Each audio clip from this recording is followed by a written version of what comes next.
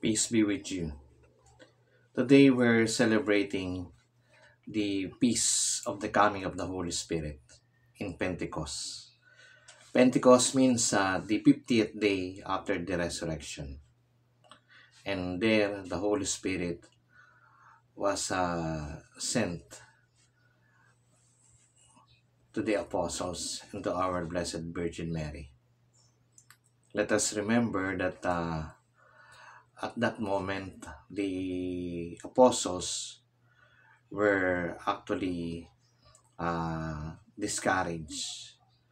The disciples were actually dissuaded because they thought everything is a failure.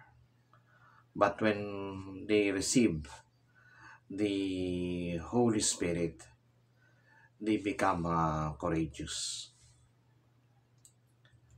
My dear friends, how many Pentecosts do we celebrate already? And how come we are not getting closer to the Lord? It depends upon our cooperation. There is a saying in theology, gratia supponit naturam. Grace builds a nature. Therefore, in order for the Holy Spirit to work on us, we have to cooperate to the grace.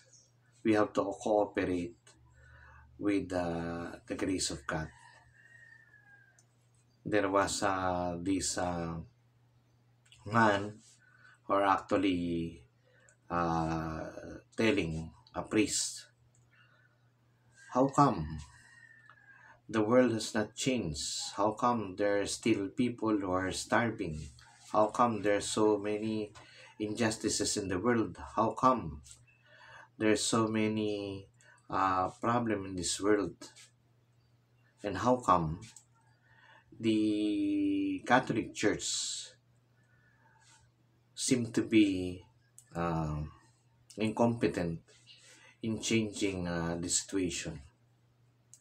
And the priest replied to the seller of the soap.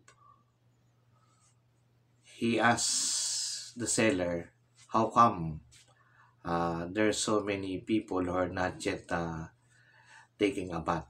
How come there's still people who are uh, dirty? And the seller said, because they did not avail of my soap, even though uh, I'm selling soap. But since they do not buy my soap, they will remain dirty.